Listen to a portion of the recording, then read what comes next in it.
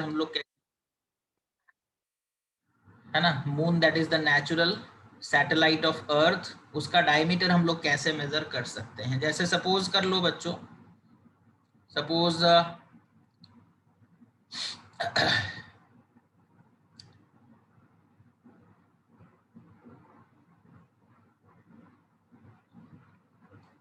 suppose this is our earth, okay, and somewhere over here suppose the moon is there, है ना, suppose moon यहाँ पर है, okay, सबको पता है कि मून जो है वो अर्थ के चारों तरफ घूमता है, रिवॉल्व करता है। Yes, sir. Yes, sir. Yes, sir. Okay, अब अर्थ में सपोज कर लो कोई एक इंसान यहाँ पर खड़ा है, ठीक है, स्टैंडिंग ओवर हियर, और वो क्या करता है कि इंस्ट्रूमेंट यूज करता है जिससे एंगल मेजरमेंट किया जा सकता है ना।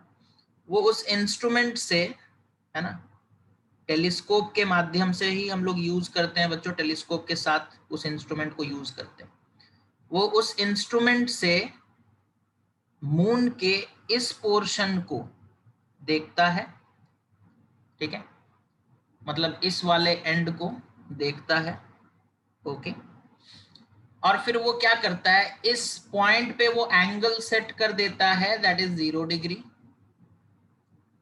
और फिर वो अपने इंस्ट्रूमेंट को घुमाता है, घुमाते घुमाते कितना घुमाएगा वो ना, इतना घुमा देगा कि उसे मून का दूसरा वाला एंड डायमेट्रिकली ऑपोजिट एंड दिखने लगे। कितना घुमाएगा वो अपने इंस्ट्रूमेंट को ना, इतना घुमाएगा कि उसे मून का जो डायमेट्रिकली ऑपोजिट एंड है वो दिखने लगे, ठीक है, डायमेट्रिकली ऑपोजिट एंड जो है वो दिखने लगे, ठीक है, उतना ही घुमाना, और ज्यादा वो घुमाएगा नहीं। तो एंगल मेजरमेंट हो जाएगा बच्चों, let this angle be theta, let this angle be theta, okay, let this angle be theta, okay. अच्छा, if we know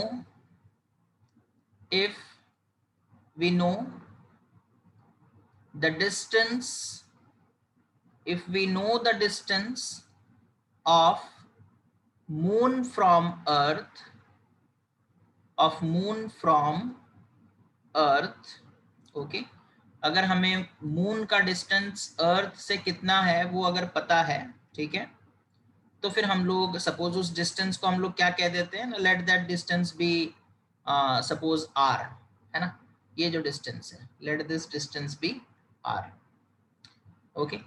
तो यहाँ पर देखो ये वाला पॉइंट नेमिंग कर देंगे, अगर suppose this is A, this is point B and this is point suppose कर लो सी, ठीक है।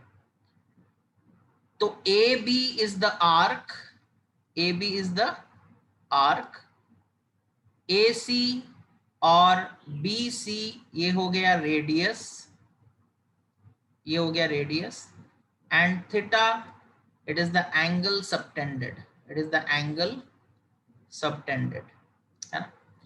कुछ इस तरीके का है बच्चों, देखो, है ना, यहां से ऐसा, ठीक है, फिर इस तरीके से ऐसा, और अगर सपोज कर लो हम लोग इसे स्ट्रेट लाइन मान रहे हैं, ठीक है, तुम अगर सपोज कर लो इसे एक आर्क समझते हो, ठीक है, अगर ये एक आर्क है, ये एंगल थीटा, ठीक है, ये एंगल थीटा, ये सेंटर हो गया, है ना, दिस इज द सेंटर, ये आर्क। तो अगर इस आर्क को हम लोग कंप्लीट करेंगे तो एक बड़ा सा सर्कल बनेगा, है ना। Yes, sir. उस सर्कल का सेंटर से लेकर के सरकमफरेंस तक का जो डिस्टेंस होता है उसे रेडियस कहते हैं, उसे क्या कहते हैं, रेडियस कहते हैं। Radius. तो यहाँ पर बच्चों A B that is the diameter of the moon, that is D, let it call it as D, okay. तो हम लोग जानते हैं that theta in radian, theta in radian is equal to arc upon radius, theta in radian is equal to arc upon radius, okay। Radian में theta का value अगर put करोगे तो आर्क बाई रेडियस के साथ वो बराबर होगा। तो यहाँ से रेडियस, यहाँ से आर्क हम लोग निकाल सकते हैं, that is arc will be equal to कितना हो जाएगा ना, radius into theta in radian. Okay, radius into theta in radian, and this arc is nothing but the diameter. This arc is nothing but the diameter of moon. Okay, this arc is nothing but the diameter of moon. So diameter of moon is equal to radius into theta in radian. Okay, this radius must be known and theta has to be measured. Sir You can find out the diameter of the moon.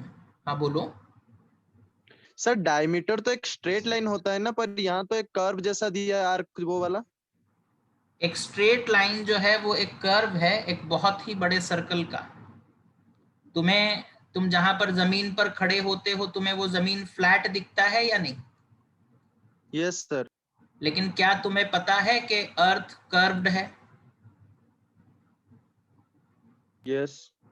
तो फिर जब तुम्हें पता है कि अर्थ curved है, लेकिन अगर अर्थ के ये कर्व्ड है, लेकिन अगर एक छोटा सा हिस्सा कंसिडर करोगे तो वो स्ट्रेट लाइन जैसा ही तो बिहेव करेगा. तो yes sir. Line is nothing but, straight line को हम लोग बोल सकते हैं, straight line is nothing but a curve of infinite circle. ठीक है, एक बहुत ही बड़ा सर्कल है, अनडिफाइंड है, उसका जो कर्व है उसी को स्ट्रेट लाइन हम लोग यहाँ पर बोल सकते हैं. ठीक है, इतना समझ में आया क्या सबको? Yes. Yes, sir. So this is how we can find out the diameter of a moon. Okay, अच्छा, उसके बाद हम लोग आते हैं बच्चों, नेक्स्ट हमारा जो टॉपिक है that is parallax method. Okay, parallax method of distance measurement.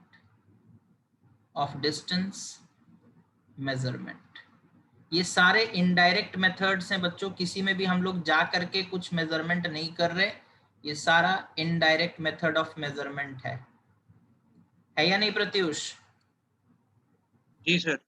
Okay, तो parallax method of distance measurement, ये जो मेथड है बच्चों, ये यूज किया जाता है प्लैनेट्स और स्टार्स का डिस्टेंस मेजर करने के लिए, है ना. प्लैनेट्स और स्टार्स का डिस्टेंस मेजर करने के लिए हम लोग पैरेलैक्स मेथड को यूज करते हैं. ओके, सबसे पहला सवाल ये आएगा कि पैरेलैक्स है क्या, what is the meaning of parallax. Okay, parallax बच्चों हम लोग बहुत ही आसान तरीके से फील कर सकते हैं इस चीज को. तुम क्या करो ना, अपने एक हाथ में पेन को पकड़ लो, ठीक है, और अपने हाथ को स्ट्रेच करो सामने की तरफ.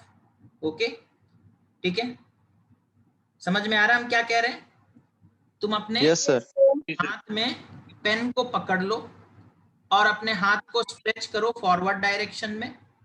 ठीक है, और तुम देखो कि पेन के पीछे तुम्हें क्या दिख रहा है, बैकग्राउंड में क्या दिख रहा है. ठीक है, समझ में आया हम क्या कह रहे हैं? सपोज कर लो, यस सर. हाँ, सपोज कर लो पेन यहाँ पर है, suppose this is the pen. Okay, और उसके बैकग्राउंड में जस्ट उसके पीछे की तरफ तुम्हें सपोज कर लो कोई एक बॉक्स रखा हुआ है बच्चों. ठीक है, जस्ट उसके पीछे, है ना, सपोज कर लो कोई एक बॉक्स रखा हुआ है. ठीक है, अब तुम क्या करो, तुम अभी अपने दोनों आंख तुम्हारे खुले हुए हैं, तुम देख रहे हो ये पेन है और पेन के जस्ट पीछे एक बॉक्स है. ठीक है, पेन के जस्ट पीछे एक बॉक्स है. अब तुम क्या करो, वैसे ही अपने पेन को पकड़े रहो और अपने एक आंख को बंद करो. ठीक है, पेन को वैसे ही पकड़े रहो और अपने एक आंख को बंद करो. तुम देखोगे ये जो बैकग्राउंड में तुम्हें बॉक्स जस्ट पीछे दिखाई दे रहा था, वो या तो इधर थोड़ा शिफ्ट हो गया होगा, या फिर अगर राइट आई को बंद करते हो तो थोड़ा इधर शिफ्ट हो जाएगा बॉक्स. ठीक है, या फिर अगर लेफ्ट आई को बंद करते हो तो तुम देखोगे बॉक्स थोड़ा इधर शिफ्ट हो जाएगा, वो एग्जैक्टली बिहाइंड द पेन तुम्हें नहीं दिखाई देगा. कभी देखे हो, ऐसा फील किए हो?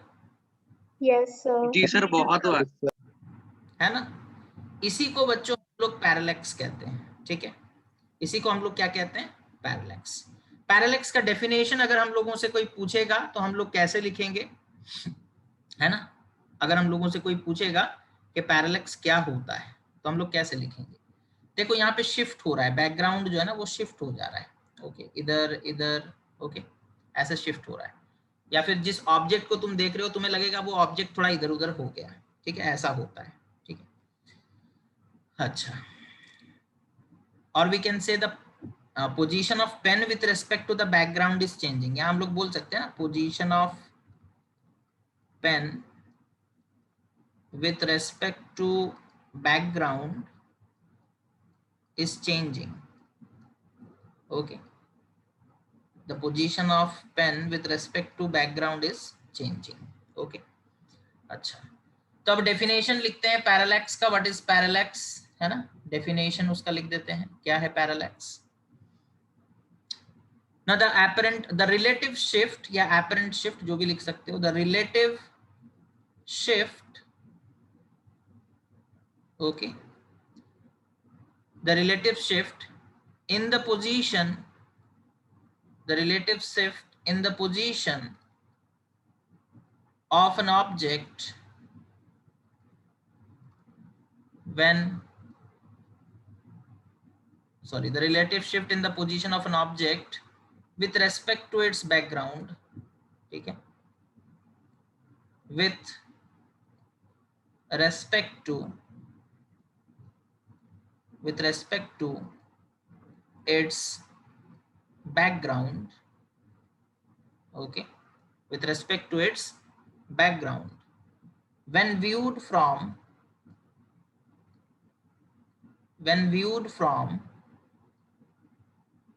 two different positions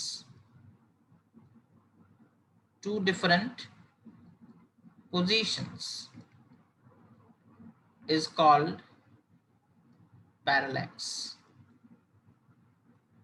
okay, is called parallax, okay। तो देखो जब हम लोग अपने राइट आंख को बंद कर लेते हैं तो हम अपने लेफ्ट आंख से देख रहे होते हैं, है ना। और जब हम अपने लेफ्ट आई को बंद कर लेते हैं तब हम अपने राइट आई से देख रहे होते हैं। और ऑब्वियसली ये लेफ्ट आई और राइट आई सेम पोजीशन पर तो नहीं है, they are at two different positions. मतलब एक ही पेन को तुम एक बार लेफ्ट आई से देख रहे हो, मतलब एक पर्टिकुलर पोजीशन से देख रहे हो, और एक बार राइट आई से देख रहे हो, मतलब तुम अपने पोजीशन को चेंज कर दिए, देखने वाले पोजीशन को। when viewed from two different positions, है ना, left and right eyes, these are two different positions, okay. ये जो रिलेटिव शिफ्ट हुआ पोजीशन में उसी को हम लोग कहते हैं क्या ना, पैरेलैक्स। उसी को हम लोग क्या कहते हैं, पैरेलैक्स। समझ में आ रहा है बच्चों पैरेलैक्स, क्या है, यस। Yes, sir. ओके। अब इसी में देखो, the distance between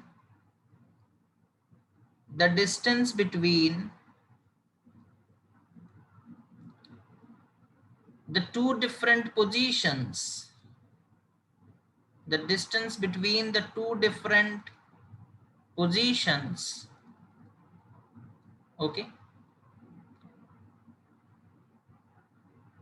the distance between the two different positions of observation is called the basis, okay।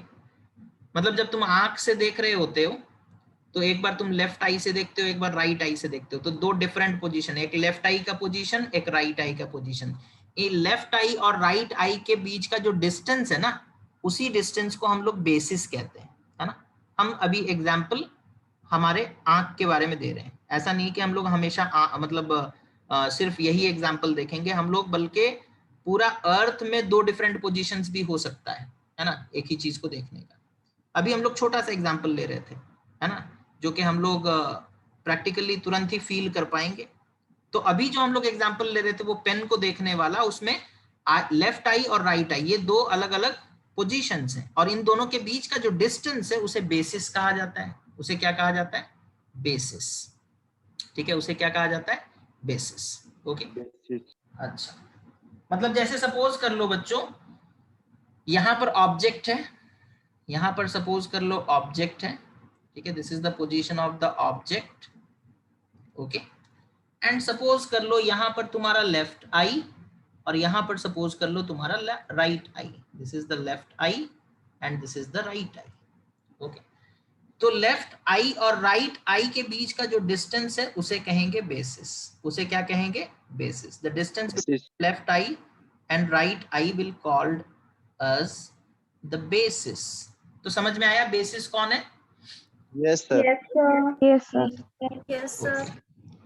Now left eye से ऑब्जेक्ट को कनेक्ट करो और राइट आई के पोजीशन से ऑब्जेक्ट को कनेक्ट करो, इन दोनों के बीच में एक एंगल क्रिएट होगा, the angle let it be theta, और इस थीटा को हम लोग क्या कहते हैं ना, पैरालैक्टिक एंगल, पैरालैक्टिक एंगल। तो एक और वर्ड आ गया बच्चों, पैरालैक्टिक एंगल। समझ में आ रहा है? बेसिस का डेफिनेशन यस सर। चुके हैं, that is the distance between two different positions of observation is called the basis. In case of our eyes, the distance between the left eye and the right eye is called the basis, is called the basis, okay. Now again we will define parallactic angle, okay. What is parallactic angle or parallax angle भी उसे कहते हैं। Now the angle theta subtended, the angle theta subtended by the basis, subtended by the basis, okay, at the object, at the object, suppose object का नाम दे देते हैं O, at the object O, okay, is called parallactic angle, is called parallactic angle, okay. So what is parallactic angle? Simple तरीके से समझ में आ रहा है, the angle subtended by base yes sir. at the object O is called parallactic angle. Sneha नहीं समझ में आ रहा है क्या? Yes, sir. Okay. Now let the basis, ये जो लेंथ है इसे हम लोग सिंबल B से डिनोट करते हैं, ठीक है। ये एंगल जो है उसे थीटा से डिनोट करते हैं। लेफ्ट आई और ऑब्जेक्ट के बीच का जो डिस्टेंस है उसे S से डिनोट करते हैं। तो राइट आई और ऑब्जेक्ट के बीच का जो डिस्टेंस है वो भी S से ही डिनोट किया जाएगा। लगभग ये दोनों डिस्टेंस सेम होंगे, है या नहीं? ओके। Yes sir. हम लोग लिख सकते हैं, Yes, sir. यहाँ हम लोग लिख सकते हैं बच्चों, that is parallactic angle, parallactic angle will be equal to length of arc, length of arc की जगह हम basis लिख सकते हैं, length of basis divided by, ठीक है, यहाँ पर arc कौन बनेगा, basis ही arc की तरह behave करेगा, बेसिस। divided by radius, अच्छा radius, okay, और that is we can say S, है ना। basis हो गया बच्चों B, length B, and parallactic angle हो गया थीटा, पैरालैक्टिक एंगल हो गया theta. So we can write it as theta is equal to B by S, और we can say S is equal to B by theta, S is equal to B by theta, okay, where S is the distance between, S is the distance between the observer and the object, S is the distance between whom, S is the distance between, S is the distance between observer and object, okay, observer और object के बीच का distance S, and it will be equal to B by theta, it will be equal to B upon theta। मतलब अगर basis हम लोगों को पता हो और एंगल कितना सबटेंड हुआ वो पता हो तो हम लोग ऑब्जेक्ट और ऑब्जर्वर के बीच का डिस्टेंस निकाल सकते हैं, यस और no? Yes sir. Yes, sir. Okay. Sir एक डाउट है हाँ बोलो। सर, अगर सर थीटा का वैल्यू 1 हुआ तो S is equal to B हो गया, तो फिर वो तो एक इक्विलैटरल ट्रायंगल हो गया और उसका तो सारा एंगल सर 60 डिग्री होना चाहिए ना। किसका किसका? सर ये जो ट्रायंगल बनाए हैं OLR वो वाला, वहां पे हाँ अगर थीटा होगा 1 तो S हाँ इज इक्वल टू बी होगा इस इक्वेशन से। हाँ हाँ सर तो फिर S is equal to B मतलब वो तो पूरा इक्विलैटरल ट्रायंगल बन गया, तो थीटा फिर 60 डिग्री होना चाहिए ना। हाँ, थीटा 60 डिग्री हो जाएगा, बट वैसा होगा ही नहीं, है ना? ऐसा क्यों नहीं होगा?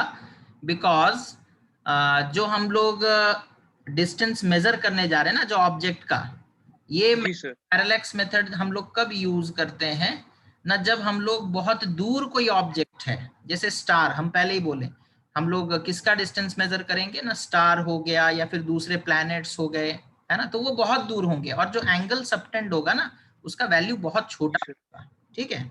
तो जी सर। अगर ऑब्वियसली अगर तुमसे कोई बोलेगा कि थीटा का वैल्यू रेडियन में 1 है, तो इक्विलैटरल ट्रायंगल डेफिनेटली बनेगा, उसमें कोई डाउट नहीं है, बट वैसा होता नहीं है। जी सर। जी ओके, ठीक है, तो इतना समझ में आ गया पहले? Yes, Yes, sir. yes, हाँ सर। sir. Yes, sir.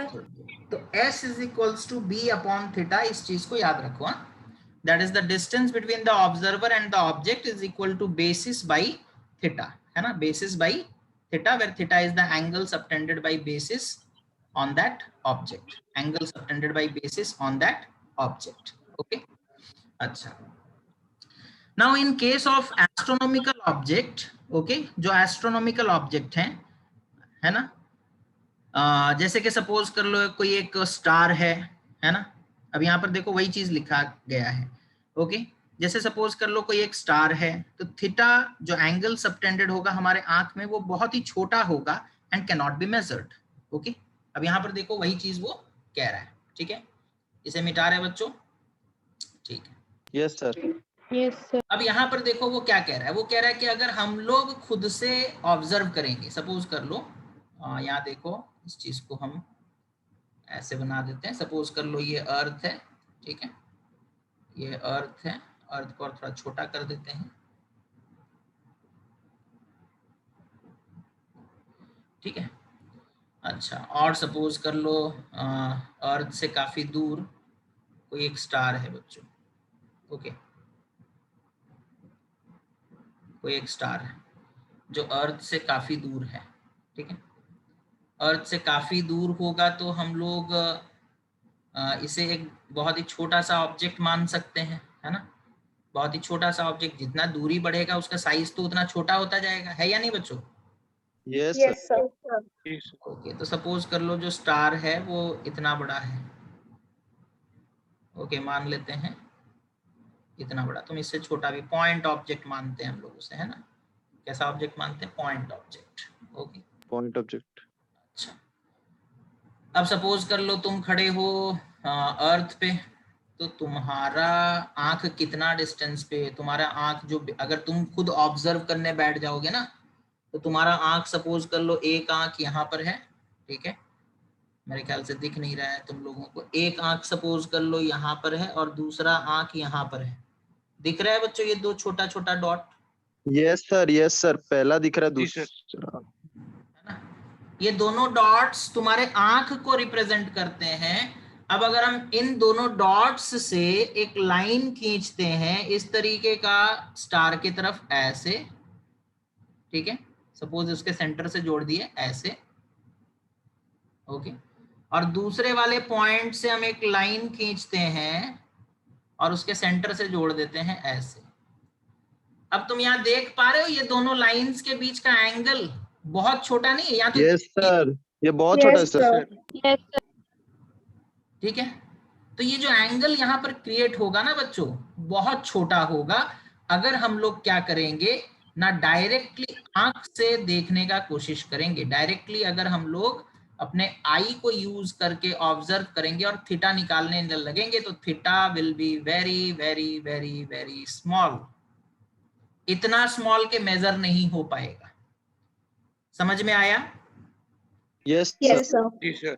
तो अब इस प्रॉब्लम को सॉल्व करने के लिए साइंटिस्ट लोग क्या बोले, क्या सोचे ना, वो बोले कि हम लोग अपने आंख से मेजर, मतलब देखेंगे तो आंख से ही ऑब्वियसली, है ना, लेकिन वो बोले कि हम लोग बेसिस, यहाँ पर एक्चुअली प्रॉब्लम क्या हो रहा था, दोनों आंख बहुत पास पास में है, है ना, मतलब लेफ्ट आई एंड राइट आई ये दोनों बहुत पास पास में, इन दोनों के बीच का डिस्टेंस बहुत कम है, जिसके वजह से एंगल बहुत छोटा आ रहा है, जिसके वजह से एंगल बहुत ही छोटा आ रहा है।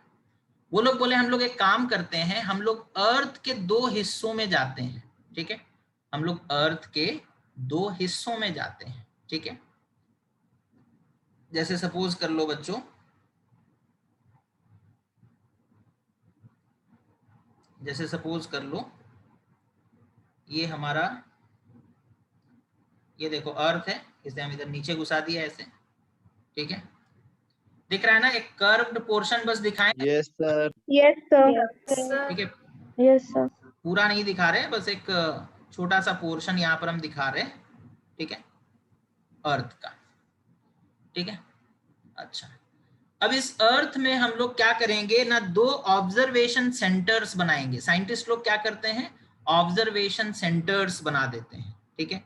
एक ऑब्जर्वेशन सेंटर सपोज कर लो अर्थ के इस पोजीशन पर लोकेटेड है,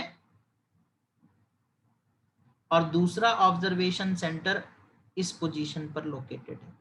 अब ये डिस्टेंस बड़ा है या नहीं, ये डिस्टेंस बड़ा है, यस सर। है कि नहीं, Yes, मतलब अर्थ के एक हिस्से से दूसरे हिस्से तक मतलब हम लोग जा रहे हैं, ठीक है। ये कोई छोटा मोटा डिस्टेंस तो नहीं है, बड़ा डिस्टेंस है, ओके, बिकॉज अर्थ का रेडियस 6400 किलोमीटर के आसपास है ना। तो ये मान लो तुम्हारा 6400 किलोमीटर रेडियस है, सपोज कर लो ये 3000 किलोमीटर है, रेडियस का भी आधा, लेकिन 3000 किलोमीटर कोई छोटा डिस्टेंस नहीं है ना। तो इसे हम लोग कंसिडर कर सकते हैं। यहाँ पर सपोज इस पॉइंट को हम बोलते हैं let this point be E1 and let this point be E2, है ना। ये दोनों पॉइंट से ऑब्जर्वेशन लिया जाएगा, ठीक है। अच्छा, ऑब्जेक्ट कहाँ है, सपोज कर लो ऑब्जेक्ट यहाँ पर है, ठीक है, कोई एक स्टार है बच्चों, ओके, कोई एक स्टार है जो यहाँ पर है, ठीक है। अच्छा, अब हम लोग क्या कर सकते हैं ना, अब इसमें एक और प्रॉब्लम आता है, उस प्रॉब्लम के बारे में हम लोग बाद में डिस्कशन करेंगे। अब हम लोग क्या कर सकते हैं, जैसे सपोज कर लो ये स्टार है, ठीक है, जैसे सपोज कर लो ये स्टार हो गया, ओके। अच्छा,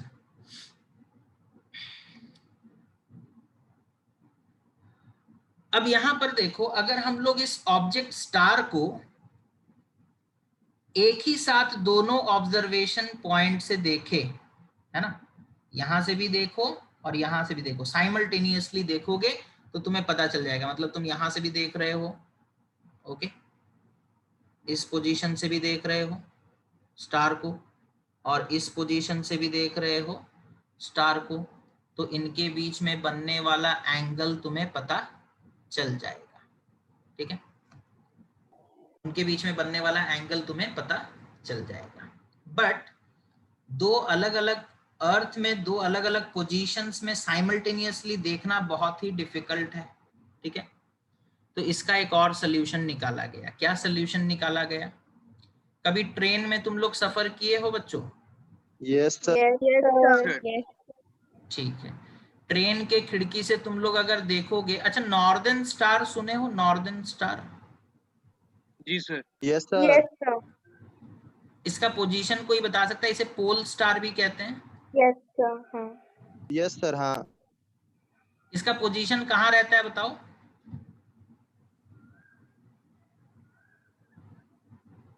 अरे पता है northern star? Yes, sir northern sir. Star पता है पर डिस्टेंस पता नहीं। अरे डिस्टेंस नहीं, हम पोजीशन पूछ रहे, पोजीशन। सर पोजीशन पता नहीं। सर नॉर्थ में।